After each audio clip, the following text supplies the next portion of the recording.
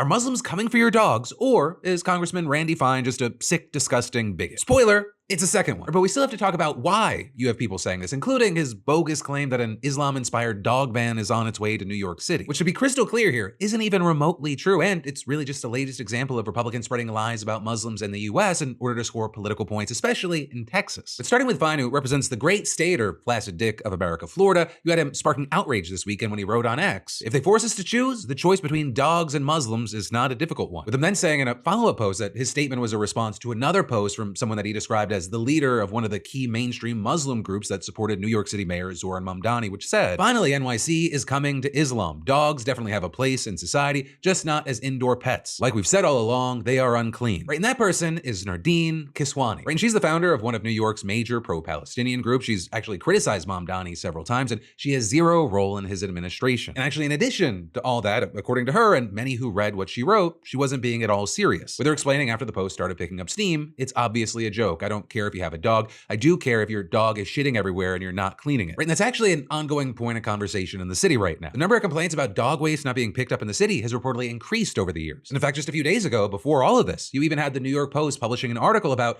New Yorkers being forced to dodge minefields of unscooped dog poop littering weeks-old sidewalk snow. With Kiswani also later telling NBC News that her original comment was satire based on a hyper-local New York City conversation about dog waste in the city, and adding she was satirizing Islamophobic hysteria, portraying Mamdani's mayoralty as a societal takeover. And then with all this, you had her online saying that she's received death threats and also highlighting what she sees as hypocrisy. Writing, "Kristi Noem literally bragged about shooting her own dog, and most of you did not bat an eyelash." And adding in a separate post that 97% of Gaza's animal life has been wiped out. And actually looking into it, that number comes from an advocacy group, and it refers specifically to the territory's animal wealth, such as livestock. But in any case, while all that context matters, many have argued that whatever Kiswani said, there's no context that would have made comparing dogs to Muslims okay. And so you had people like New York Congresswoman Alexandra Ocasio-Cortez writing on X, "This is genuinely one of the most disgusting statements I have ever seen issued by an American official. It should not stop shocking us that the Republican Party openly embraces this. Fine should be censured and stripped of committees. To ignore this is to accept and normalize it." And you had Representative O'Connor hitting kind of a similar statement saying, "We must call this what it is, disgusting bigotry. Fine must be censured. It's about morality and decency, not politics." Right, and that is, you had others keeping it kind of short and sweet. California Governor Gavin Newsom urged Fine to resign and called him a racist slob. You even had conservative commentator Piers Morgan slamming Fine as a disgusting prick. But also, you have many saying this isn't the first time that Randy Fine has said something that should make him lose his job. And that actually included Kiswani, who told NBC that he had a documented pattern of dehumanizing Palestinians and Muslims, and adding, "There has been a troubling pattern in which anti-Muslim and anti-Palestinian rhetoric from elected officials has not been met with the level of accountability we would expect if almost any other community were discussed this way." And with that, you also had the Council on American Islamic Relations noting that it's already called for Fine's resignation after he suggested that you can't make peace with, quote, mainstream Muslims and you have to destroy them first. But with all that, as far as Fine, he's shown zero remorse. And in fact, he's only doubled and tripled down. Right, he actually expanded his claims about who made the original post from someone in charge of an organization that supported Mamdani to a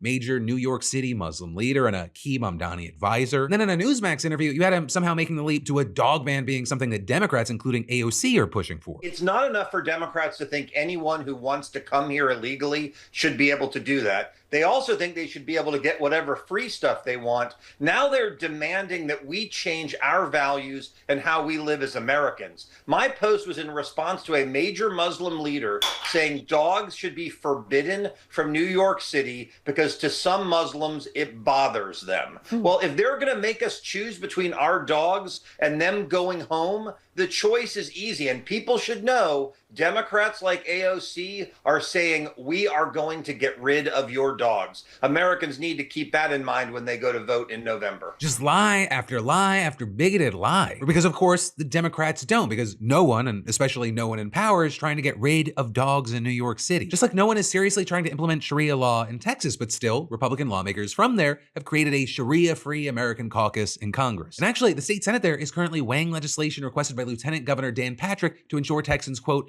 are never held under the heel of Sharia law. With all that, this type of anti-Muslim rhetoric that we've seen from Fine, it's become especially common in Texas with the elections coming up. Right, Valentina Gomez, she launched her candidacy in Texas's 31st congressional district last year with a video showing her burning a Quran and declaring that your daughters will be raped and your sons beheaded unless we stop Islam once and for all. Also, Texas Senator John Cornyn, he's currently up for re-election, and he recently launched a 7-figure ad buy declaring radical Islam a bloodthirsty ideology. Right, and then you have people like like Larry Brock, an Air Force vet who served 2 years in prison for entering the U.S. Capitol on Jan 6, and he's currently running for a seat in the state legislature, and he's calling for banning the hijab, halal meat, and the celebration of Ramadan. And then also, notably, several ads from different candidates in the state have used footage from a place called the East Plano Islamic Center, where just this weekend, Muslims were harassed while praying. And with all that, you have many saying that they're now increasingly living in fear, but also notably, right, all this attention, it is despite the fact that the Muslims there make up 2% of the population. And so actually, a lot of the anti-Muslim sentiments believed to have originated out of the suburbs of Dallas and Fort Worth, because that's where the number of Muslim residents has really grown significantly in recent decades, along with the number of mosques. And with this, you have many arguing that this focus on Muslims, it's the new way to motivate Republican voters now that the border crossings have all but come to a stop. Or you even had a top strategist for Governor Greg Abbott telling the New York Times, any event you go to, people ask about it. It's like the border used to be. What are you doing about Sharia law? What are you doing about the Muslims taking over the state? And you had a consultant for the Texas GOP telling Politico, the Muslim community is the boogeyman for this cycle. 100% this message works. There's no question about it. This has been pulled up one side and down the other, and with Texas Republican primary voters, it works.